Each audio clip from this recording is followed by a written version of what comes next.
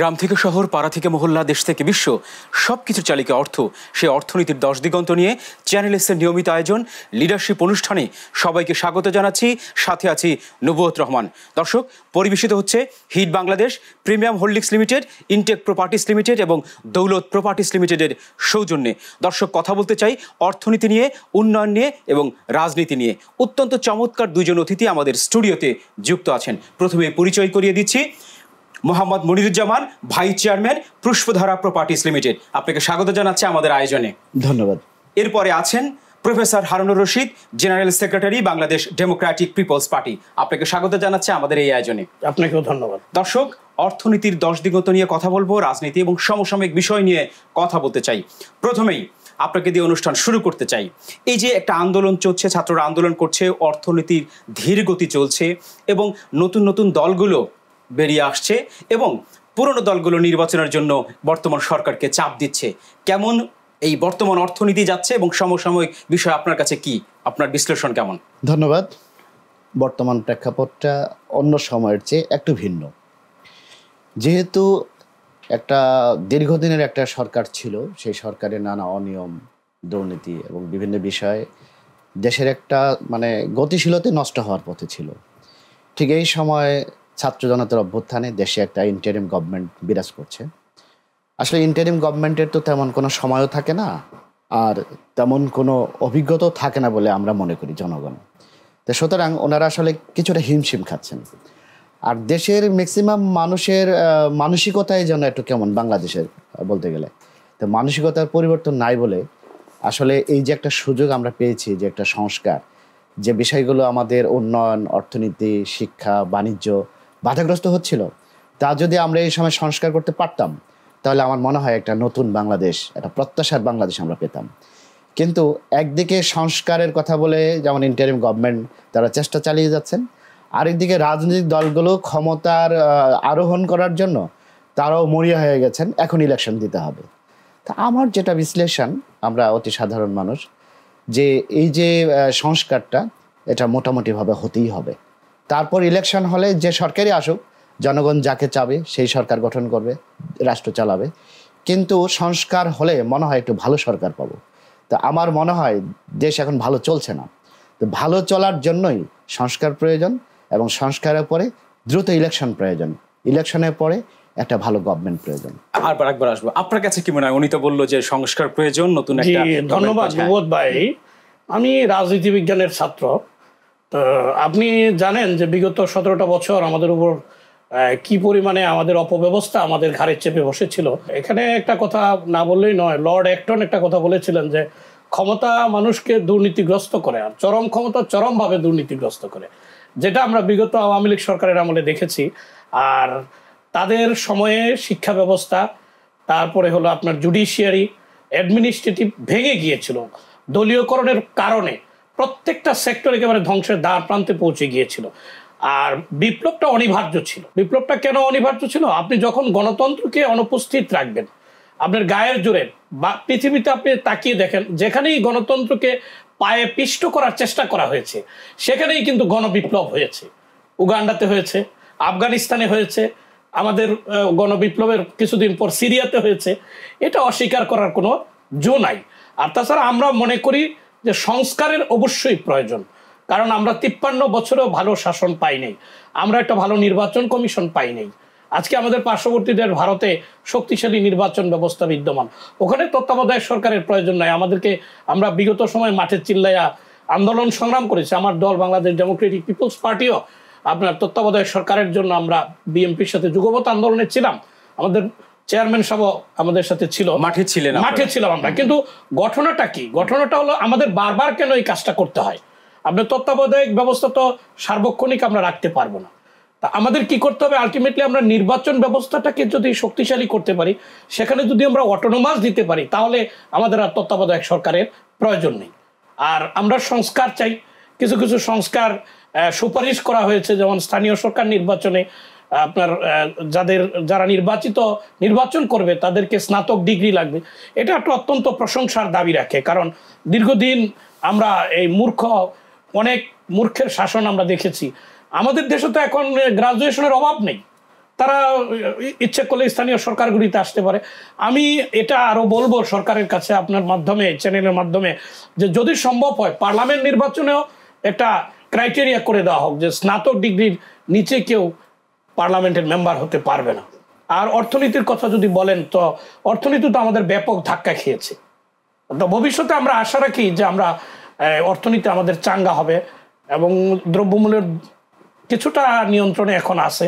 শীতকালীন সবজি আমরা খুব কম দামেই পাচ্ছি, তো আমরা আশাবাদী। এই বিষয়টা না আপনার কাছে আরেকবার আসবে, আমি একটু যেতে চাই যেমন আপনার কাছে, আপনি তো অর্থনীতি নিয়ে কাজ করছেন, ব্যবসায়িক অঙ্গনের সাথে যুক্ত আছেন, আপনার কাছে কি মনে হয় যে বাজার নিয়ন্ত্রণ আসলে কতটা করতে পারছে? বিগত সরকার, এই সামনে হচ্ছে রমজানে কিন্তু দ্রব্যমূল্য নিয়ন্ত্রণ করতে পারেনি। এই সরকার যেরকম বাণিজ্য উপদেষ্টা বলেছেন যে দ্রব্যমূল্যের দাম সহনীয় পর্যায়ে থাকবে রমজান মাস, আপনার কাছে কি মনে হয়? আমি মনে করি যে দ্রব্যমূল্য এটা শুধু সরকার তো পারে নাই, বিগত গণতান্ত্রিক সরকার তারা তো পারেই নাই, ব্যর্থ হয়েছে। এবং বর্তমান যে সরকার আছেন তারও পারছে না এবং পারবে বলে মনে হয় না। কারণ এটা হলো যে সামগ্রিক পরিবেশের জন্য দায়ী। অল্প সময়ের মধ্যে ইন্টারিম গভর্নমেন্ট এই বাজার মূল্য নিয়ন্ত্রণ করতে, আমরা সিন্ডিকেটের কথা বলছি, সিন্ডিকেট রয়ে গেছে এখনো এবং আগেও ছিল। এই সিন্ডিকেট ভাঙতে হলে আমাদের সংস্কার প্রয়োজন আছে। সংস্কার ছাড়া সিন্ডিকেটের গোড়ায় আমরা যেতে পারছি না। এই সিন্ডিকেট এখন ধামাচাপা দেওয়া হচ্ছে, মোবাইল কোড বসানো হচ্ছে, দুই একজনের জেল জরিমানা করা হচ্ছে, কিন্তু তাতে কি আর মূল বিষয়টা কি উৎখাত করা সম্ভব হয় নাই। এই সরকারও খুব একটা এই বাজার নিয়ন্ত্রণ করতে পারছে না এবং মানুষ কিন্তু মানে খুবই অসন্তুষ্ট, ক্ষেপে আছে।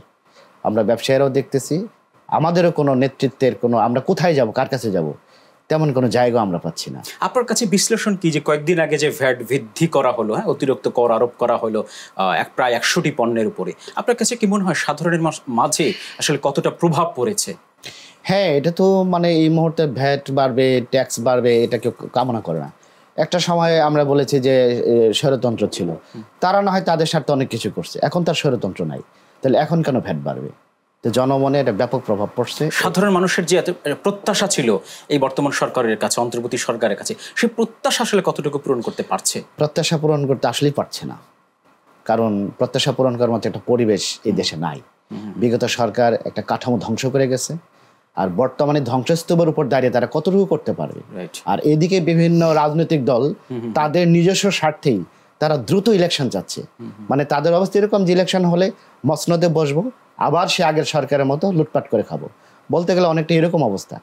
তা আমার কথা হলো যে যেভাবেই হোক একটা অভ্যুত্থানের মধ্য দিয়ে একটা স্বৈরাচার পতন হয়েছে, এখন যেন আবার কোনো স্বৈরাচারের জন্ম না হয়, সেজন্য আমাদের সবাইকে সচেতন থাকতে হবে। আর ইন্টারিম গভর্নমেন্টের কাছে আমার একটু পরামর্শ থাকবে যে আপনারা নিরপেক্ষ, কিন্তু নিরপেক্ষ পরিচয়টা আপনারা বহন করবেন সর্বক্ষেত্রে। আরেকবার আসবো আপনার কাছে ফিরতে চাই। সামনে আগামী 1 মাস পরেই, 1 মাসের কাছাকাছি সময়ের মধ্যে হচ্ছে আগামী রমজানে দ্রব্যমূল্য নিয়ন্ত্রণের জন্য সব সরকার, বিগত সরকারও চেষ্টা করেছে কিন্তু ব্যর্থ হয়েছে। বাণিজ্য উপদেষ্টা বলছে যে আসলে নিয়ন্ত্রণ করা সম্ভব বা বাড়বে না। আপনি যেহেতু মাঠের কর্মী, রাজনৈতিক কর্মী, আপনার কাছে কি মনে হয়? নবদ ভাই, আজকের পত্রিকাতে সকালবেলা দেখলাম বাণিজ্য উপদেষ্টা বসির সাহেব বললেন যে দ্রব্যমূল্য বাড়বে না। আমার মনে হয় না যে উনি এই কথা ওনার ঠিক থাকবে, কেননা আমরা যে সিন্ডিকেট, এই সরকার কিন্তু ভাঙতে পারে নাই। কারণ সিন্ডিকেট যদি ভাঙতে না পারেন, আমাদের কিন্তু উৎপাদন কম না, আমাদের সরবরাহ লাইনও কম না, কিন্তু মূল সমস্যাটা কোথায়? মূল সমস্যাটা হলো সিন্ডিকেট। যে ডিম আপনি গ্রাম থেকে 5 টাকায় কিনে আনেন, সেই ডিম ঢাকার বাজারে এসে কিন্তু 11 টাকা হয়ে যায়। যেই সবজিটা আপনি ময়মনসিংহ অথবা নরসিংদী থেকে 5 টাকা কেজিতে কিনে আনেন, সেটা কিন্তু ঢাকার বাজারে সিন্ডিকেটের জন্য 40 টাকা কেজি হয়ে যায়। এখন সরকার একটা র্যাপিড অ্যাকশনের মাধ্যমে যদি সিন্ডিকেট ভাঙতে পারে, তাহলে দ্রব্যমূল্য কমাতে পারবে। আর আমরা বাস্তবিকই দেখতেছি যে এইরকম কোনো প্রকল্প সরকারের নাই। ঢাকার কাওরান বাজার অথবা এই বিভিন্ন মার্কেটে ডু মারলেই সিন্ডিকেট ভাঙবে না, কারণ সিন্ডিকেটটা তো ঢাকায় না, সিন্ডিকেটটা তো সারা বাংলাদেশে, চিটাগাঙে আছে, আপনার ময়মনসিংহে আছে, বগুড়াতে আছে, সমস্ত জেলাগুলিতে একসাথে যদি এই অভিযান পরিচালনা করা যায়। শুধুমাত্র ঢাকার কাওরান বাজারে না, শুধুমাত্র ঢাকার কাওরান বাজারে না, আমিন বাজারে না, এইখানে করলে ওরা জানে কোন দিন ওই লোক আসবে, তারা তালা মেরে চলে, তারা তো আগাম খবর পায়। হ্যাঁ, অতএব যদি সরকার র্যাপিড অ্যাকশন নিতে পারে, তাহলে দ্রব্যমূল্যের দাম বাড়বে না। আমাদের এখন যথেষ্ট পণ্য আছে, কৃষক যথেষ্ট পণ্য উৎপাদন করছে, এবং রমজানে পণ্যের দাম বাড়ার কোনো সম্ভাবনা নাই যদি সরকার ব্যবস্থা নিতে পারে। এটাই হলো সঠিক পদক্ষেপ নিতে পারে। হ্যাঁ, সঠিক পদক্ষেপ, এবং সরকারকে আমরা দেখবো সরকার কতটুকু পদক্ষেপ নিতে পারে। জি, ধন্যবাদ। একটু যেতে চাই বিজ্ঞাপন বিরতিতে। দর্শক, আপনারা দেখছেন লিডারশিপের এই আয়োজন, কথা বলতে সমসাময়িক নানা বিষয় নিয়ে। যেতে চাই ছোট্ট একটা বিজ্ঞাপন বিরতিতে।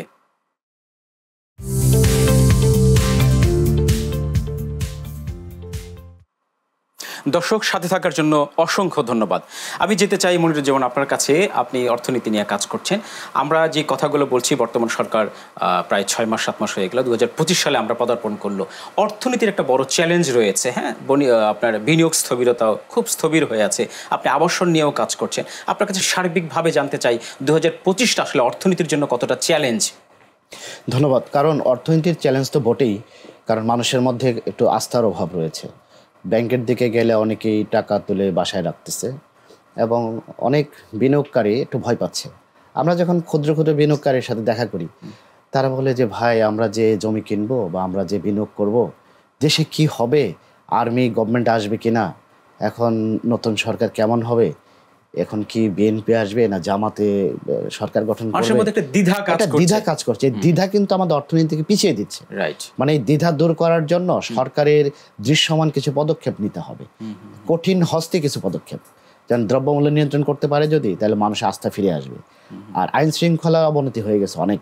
এই আইন শৃঙ্খলাকে যদি একটু শৃঙ্খলায় নিয়ে আসতে পারে, দ্রব্যমূল্য নিয়ন্ত্রণ করতে পারে, আর মানুষের যদি একটু আস্থার জায়গাটার অভাব, এখনো শিক্ষাঙ্গনে বই, এখনো বিনামূল্যের বইগুলো এখনো দিতে পারে নাই, এবং এইভাবে বিভিন্ন বিষয়গুলো কিন্তু আইন শৃঙ্খলার কথা যখন বলছেন আপনি, এই যে 6 মাস 7 মাস হয়ে যাচ্ছে এই বর্তমান সরকারে, কিন্তু আইন শৃঙ্খলা পরিস্থিতি কিন্তু আসলে ওইভাবে স্বাভাবিক হয় নাই। কেন হয়নি, বা আপনার কাছে কি মনে হয়? আতঙ্ক, এই আতঙ্কটা রয়ে গেছে। যারা আর কি স্বৈরাচার ছিল তারা তো এখন পলাতক, যারা এখন মাঠে আছে তারা মনে করছে তারা এখন বিরাট ক্ষমতার অধিকারী হয়ে যাবে, তারা কিছুটা স্বেচ্ছাচারিতা করছে, আমরা লক্ষ্য করি। আর যারা একটু অপরাধের সাথে যুক্ত, তারা এখন মনে করছে এই সময়টা ভালো, কোনো গভর্নমেন্ট নাই, গণতন্ত্র নাই, এখনই সুযোগ, তারা এই সুযোগটাও কাজে লাগাচ্ছে। পুলিশ প্রশাসন বা অন্য যারা আছেন তাদেরকে বললে তারাও ভয় পাচ্ছে, কোন দিকে কোন কাজ করলে আবার কোন ঘটনার সাথে তারা আবার জড়িয়ে যান। রাজনৈতিক দলগুলো তো আসলে সেভাবে আসলে দলগুলো সহযোগিতা করতে পারতেছে না আমার মনে হয়। তারা এখন ইলেকশনের জন্য অনেকটা ব্যস্ত, ইলেকশন নিজেরা মাঠ গোছাচ্ছে আর ভবিষ্যতে স্বপ্ন দেখছে। তো এই জন্য এই সরকার, বর্তমান সরকার একটু হিমশিম খাচ্ছে। তো এই জন্য অর্থনীতিটা একটা চ্যালেঞ্জই আছে। কিন্তু আপনার সংস্কারও তো আসলে প্রয়োজন আছে। বিগত 53 বছরের স্বাধীনতার 53 বছরে সংস্কার প্রয়োজন না, শুধু এখনই সংস্কার করতে হবে, এটি উপযুক্ত সময়। এই সময় সংস্কার করলে বাধা দিবার কেউ নাই। এবং এখানে যারা অন্তর্বর্তী সরকার আছেন, বেশ কয়েকজন অত্যন্ত জ্ঞানী গুণী, অত্যন্ত নিরপেক্ষ ব্যক্তি রাষ্ট্রের জন্য, ওনারা যদি এই সময়টা কাজে লাগান, তাহলে ইতিহাস তাদের স্মরণ করবে। এবং আমি মনে করব যে আপনারা যে সুযোগটা পেয়েছেন, সুযোগটা কাজে লাগান, সংস্কারটা করেন। এই সংস্কার জাতির জন্য করেন, কোনো ব্যক্তি কোনো স্বার্থের দিকে তাকিয়ে না, এটি প্রত্যাশা করে জনগণ। বেশ কিছু সংস্কার কমিশন গঠিত হয়েছে, তারা একটা সুপারিশ তুলে ধরেছেন। যে সুপারিশগুলো দিয়েছে নিশ্চয়ই আপনিও দেখেছেন, আপনার কাছে কি মনে হয় আসলে কতটা যুক্তিযুক্ত? সুপারিশের মধ্যে যুক্তি আছে, যেহেতু এখানে জনগণের মতামত দেওয়ার একটা সুযোগ এখানে আছে, বিজ্ঞ ব্যক্তিদের নিয়ে তারা কমিটি করেছেন। আমি বলবো যে সুপারিশ মালাগুলো সব যে বাস্তবায়ন করতে হয় এমন না, যে সরকার আসবে তারা বাস্তবায়ন করতে বাধ্য হবে, এমন কিছু আইন প্রণয়ন করে যাওয়া তাদের দরকার। কারণ আমি সুপারিশ করলাম, পরবর্তী সরকার সেই সুপারিশ ডাস্টবিনে ফেলে দিল, তাহলে এই সুপারিশ, এই সময়টা নষ্ট হলো। এমন আইন করে যেতে হবে যেন আইনটা তারা চেঞ্জ করতে না পারে। সুপারিশ কিছু বাস্তবায়ন হবে, বাকিগুলো ধীরে ধীরে ধীরে ধীরে বাস্তবায়ন করবে পরবর্তী সরকার, তাহলে সুপারিশগুলো কাজে লাগবে। ধন্যবাদ। আপনার কাছে আরেকবার নিশ্চয়ই আসবো। প্রফেসর হারুন রশিদ, আপনার কাছে ফিরতে চাই। আপনি একজন রাজনৈতিক কর্মী, একটা দলের সাথে কাজ করছেন। আপনার কাছে কি মনে হয় 2025 এবং 26 আপনাদের রাজনৈতিক দলের জন্য কতটা চ্যালেঞ্জ? আপনার কাছে কি মনে হয়? 2025 রাজনৈতিক দলের জন্য চ্যালেঞ্জ, কিন্তু 2026 আমাদের জন্য আরো বেশি চ্যালেঞ্জ। আপনি সামনে 25 সালে যদি নির্বাচন নাও হয়, 26-এ নির্বাচন হবেই। কারণ আমরা আশা করছি 26 সালের শেষের দিকে অথবা জুনের দিকে নির্বাচন হবে। নির্বাচন হলে আপনার এটা অজানা নয় যে আমরা এখন গার্মেন্টস শিল্পে যে সুবিধাটা পাচ্ছি, জিএসপি সুবিধা, ভাইও জানে, ব্যবসায়িক মানুষ, এই জিএসপি সুবিধাটা কিন্তু আমাদের 26-এ বন্ধ হয়ে যাবে। তখন আমরা কিন্তু বিনা শুল্কে আর এই গার্মেন্টস শিল্প রপ্তানি করতে পারবো না। এটা কিন্তু আমাদের গার্মেন্টসে একটা বিশাল ধাক্কা লাগবে, আমাদের আয় কমে যাবে, যার চাপ পড়বে যেই সরকার ক্ষমতায় যাক তার উপরে। আরেকটা কথা আপনি আপনি জানবেন যে আমাদের যে ওষুধ শিল্প সেটা কিন্তু কেমিক্যাল পুরোটাই আমদানি নির্ভর, এবং আমরা যে রয়্যালিটি ব্যবহার করি সেটা কিন্তু এখন আমরা কোনো মূল্য দেই না। জাস্ট আপনি আমার বইটা পড়ছেন, এই বই পড়ার জন্য আমি লেখক, আমাকে কোনো টাকা দিচ্ছেন না। এটা কিন্তু 26 সাল পর্যন্ত থাকবে। 26 সালের পরে বিভিন্ন ওষুধ কোম্পানিগুলি তারা তাদের প্যাটেন্ট দাবি করবে। প্যাটেন্ট মূল্য যখন দাবি করবে তখন যে ওষুধ আপনি প্যারাসিটামল 1 টাকায় কিনছেন সেটা কিন্তু 50 টাকায় কিনতে হবে। অতএব ওষুধের জীবন রক্ষাকারী ওষুধ আপনি 26 সালে আপনার ব্যাপক হারে আমাদের অভাব দেখা দিবে। সেই অভাব থেকে আন্দোলনের সৃষ্টি হবে, এবং যেই দলই ক্ষমতায় যাক তার জন্য একটা চ্যালেঞ্জিং এর মধ্যে তাকে পড়তে হবে। আর আপনি তো জানেন পুঁজিবাদী অর্থনীতির যে চরিত্র সেটা আমাদের বাংলাদেশে আছে, এখানে কোথাও সমাজবাদী অর্থনীতি নাই। আর এই পুঁজিবাদী অর্থনীতিতে যে হালুয়া রুটির বাগবাটোয়ারার রাজনীতি, সেটা কিন্তু ইচ্ছা করলেই সহজে আমরা বেরিয়ে আসতে পারবো না। আপনি তো নিম গাছ থেকে আম আশা করতে পারেন না। আমাদের রাজনৈতিক দলগুলিতে কর্মী প্রশিক্ষণ নাই। একটা কর্মীর ইথিক্স গড়ে ওঠার জন্য যা দরকার সেটা আমাদের কাছে অনুপস্থিত। অতএব আমরা কর্মীদেরকে দোষারোপ করবো কেন যে তারা দুর্নীতিগ্রস্ত হচ্ছে? আপনি কর্মীটাকে প্রশিক্ষণ দেন, সেই কর্মী তাহলে ইথিক্স তার মধ্যে তৈরি হবে, সেটা কিন্তু এখানে অনুপস্থিত। অতএব 2025 সাল যেভাবেই যাক, 26 কিন্তু বাংলাদেশের জন্য, আমাদের রাজনীতির জন্য, রাজনৈতিক দলগুলির জন্য যারা ক্ষমতায় যাবে তাদের জন্য অত্যন্ত চ্যালেঞ্জিং হিসেবে আসবে বলে আমার বিশ্বাস। ধন্যবাদ। আরেকবার নিশ্চয়ই আপনার কাছে আসবো, আপনার কাছে যেতে চাই। আপনাকে ধন্যবাদ। আমরা অর্থনীতির দুটো খাত, রেমিটেন্স এবং রফতানি, দুটি একটু সুবিধাজনক অবস্থা আছে, বাকিগুলোর অবস্থা একটু নাজুক নড়বড়ে। আপনার কাছে আসলে প্রত্যাশা কি, নতুন বছরের প্রত্যাশা কি, ব্যবসায়ী হিসেবে প্রত্যাশা কি, আপনার কাছে কি মনে হয়? প্রত্যাশা তো অনেক, কারণ আমরা ব্যবসার একটা সুন্দর পরিবেশ চাই যেখানে সন্ত্রাস মুক্ত, চাঁদাবাজি মুক্ত, এবং যে কোনো কাজেরই, যেমন আজকে প্রশাসনের কাছে আমার একটা কাজ, এটা ছাড়া আমার ব্যবসাটা হচ্ছে না, আমি যেন সাথে সাথে সেই আমার প্রাপ্য যেটা আমার দরকার সেটা যেন পাই। এরকম একটা প্রশাসন আমাদের গড়ে ওঠেনি কখনো।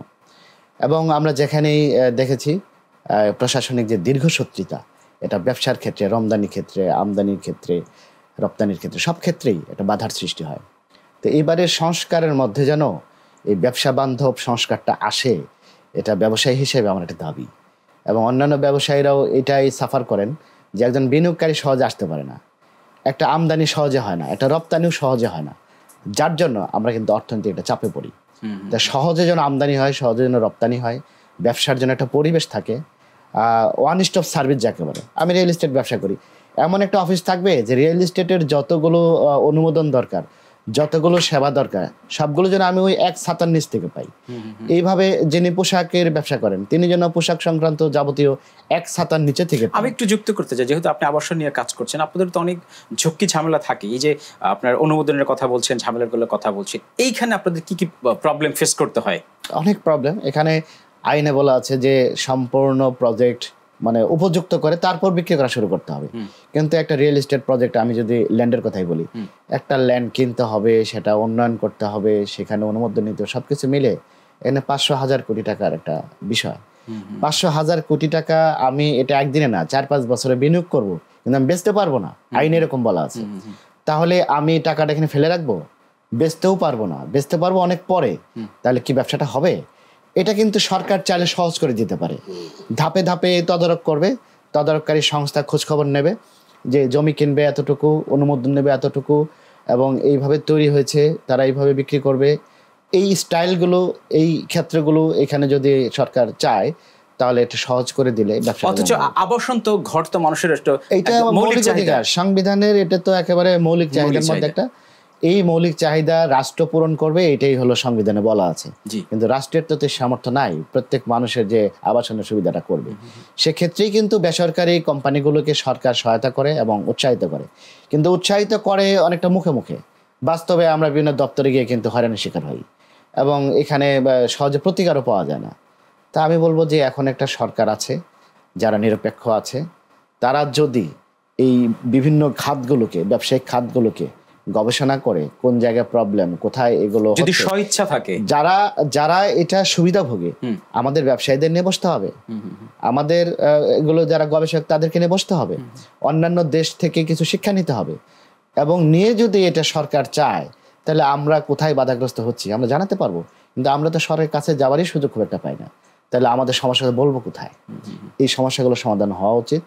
আপনাদের চ্যানেলের মাধ্যমে আমি রাষ্ট্রকে, বর্তমান অন্তর্বর্তী সরকারকে এবং সংশ্লিষ্ট যারা গবেষক আছেন, যারা এই লাইনের ব্যবসায়ী আছেন, তাদেরকে বলবো আসুন সবাই মিলে আমরা আমাদের সমস্যাগুলোর কথা রাষ্ট্রকে জানাই, সরকারকে জানাই, এবং তাদের সাথে বৈঠক করে আমরা এই সমস্যাগুলো সমাধান করি। তাহলে রাষ্ট্র এগিয়ে যাবে, আমরা যারা বিনিয়োগ করতে চাই আমরা সাহস পাবো। অবশ্যই রাষ্ট্রে এগিয়ে যাবে। আপনি রাষ্ট্রবিজ্ঞানের মানুষ, আপনি একজন রাজনীতির মানুষ, আপনার কাছে কি মনে হয় মানে প্রত্যাশা বা রাজনৈতিক দলগুলো কতটা ঘুরে দাঁড়াবে আপনার কাছে কি মনে হয়? দেখুন নবুদ ভাই, রাজনৈতিক দল হলো গণতন্ত্রের প্রাণ, আর গণতন্ত্র হলো উন্নয়নের প্রাণ। আপনি অর্থনৈতিক উন্নয়ন করতে হলে প্রথম আমাদের দেশে গণতন্ত্র থাকতে হবে। ভাই যেটা বলেছে যে আপনি এক ছাতার নিচে সেবা চান, এক ছাতার নিচে যদি সেবা চান তাহলে এক ছাতার নিচে আসেন, মতামত ভুলে আপনি দেশ গড়ায় অংশগ্রহণ করেন। আজকে আপনি ভারতের দিকে তাকান, আমেরিকার দিকে তাকান, তাদের দেশের স্বার্থে তারা কিন্তু বিরোধী দল আর সরকারি দল সবাই এক। কিন্তু আমরা কি, আমাদের কি বিরোধী দল আর সরকারি দল এক হয়? এক হয় না। আজকে আওয়ামী লীগ ক্ষমতাচ্যুত হয়ে বলে যে আমরা বিএনপির সাথে, প্রয়োজনে বিএনপির সাথে বসতে রাজি আছি। এই কথাটা ক্ষমতায় যখন ছিলা তখন বলতে পারলা না, তাহলে তো আজকের এই সমস্যা তৈরি হতো না, আজকে এই গণতন্ত্র সংকটে পড়তো না, তোমাদেরকেও দেশ ছাড়তে হয় না। অতএব গণতন্ত্রের প্রাণ হলো আপনার নির্বাচন, রাজনৈতিক দল এবং অবাধ সুষ্ঠু নির্বাচন। এটার জন্য আমরা রাজপথে আন্দোলন করেছি, এবং আমরা যদি দেখি যে আগামী যে সরকার আসবে সেই সরকারও এই প্রত্যাশা পূরণ করতে পারতেছে না, তাহলে আমরা আবারও আন্দোলন করব, আমরা রাজপথে যাব। আমাদের হারাবার কিছু নাই, আমাদের হারাবার কিছু নাই। আর ব্যক্তিগতভাবে আমি প্রফেসর মানুষ, আমার অল্পতেই আমি খুব সন্তুষ্টি মানুষ, আশাবাদী মানুষ, আমি আশাবাদী মানুষ। অবশ্যই বাংলাদেশ ভালো হবে। বঙ্গবন্ধু মুজিব যে স্বপ্ন দেখেছিলেন, মাওলানা ভাসানী যে স্বপ্ন দেখেছিলেন, হোসেন শহীদ সোহরাওয়ার্দী যে স্বপ্ন দেখেছিলেন, তারা যে বাংলাদেশের স্বপ্ন দেখেছিলেন, সুখী সমৃদ্ধ গণতান্ত্রিক বাংলাদেশের, এই স্বপ্ন কিন্তু আমিও দেখি। তাজউদ্দিন আহমেদ যে স্বপ্ন দেখেছিলেন, আপনি জানেন আমার বাড়ি কাপাসিয়া, ওখানে বাংলাদেশের প্রথম প্রধানমন্ত্রীর জন্ম, ওনার ব্যক্তিগত জীবনী অত্যন্ত ক্লিন। আজকে শ্রদ্ধার সাথে ওনাকে আমি স্মরণ করছি এবং ওনার অবদানকেও স্মরণ করছি। অতএব আমি আশাবাদী মানুষ। আমরাও স্বপ্ন দেখতে চাই, আশায় বুক বাঁধতে চাই। একদম শেষ পর্যায়ে চলে এসেছে, যদি কিছু যুক্ত করতে চান আপনি। আমারও কথা হলো যে আমরা একটা সুন্দর দেশ চেয়েছি, এটা সবারই প্রত্যাশা। আপামর জনগণ একটা সুন্দর দেশে প্রত্যাশা করে। এখন সুযোগ আসছে, আমি এই সময় আপনার উদ্দেশ্যে বলবো যে এই সময়টা যদি এই সরকার কাজে লাগায় তাহলে ইতিহাসে শ্রদ্ধার সাথে তারা স্মরণীয় হয়ে থাকবেন। আর যদি তারা ব্যক্তি স্বার্থে অন্যান্য মানে বলবো যে ব্যর্থ রাজনৈতিক নেতৃত্বের যদি তারা লেজরবৃত্তি করে তাহলে ইতিহাসও তাদেরকে অশ্রদ্ধার সাথে স্মরণ করবে। তো সুন্দর একটি বাংলাদেশ হবে। বর্তমান সরকারের সুযোগ আছে সংস্কার করে এবং দেশের জনগণের স্বার্থে তারা কিছু নতুন উদ্যোগ নিয়ে একটা সুন্দর দেশ গঠনে তারা অবদান রাখবেন। আমার আজকের দিন এটাই প্রত্যাশা। আমরাও প্রত্যাশা করি সুখী সমৃদ্ধ একটি দেশ হবে। আপনাদের দুজনকে এই আয়োজন আসার জন্য অসংখ্য ধন্যবাদ। ধন্যবাদ, আপনাকে অনেক ধন্যবাদ। দর্শক, আপনাদেরও ধন্যবাদ জানাচ্ছি। আয়োজনের শেষ পর্যায়ে চলে এসেছি। সুখী সমৃদ্ধশালী একটি বাংলাদেশ আমরাও প্রত্যাশা করি। সেই প্রত্যাশা নিয়ে আজকের আয়োজন শেষ করছি। সবাইকে অসংখ্য ধন্যবাদ।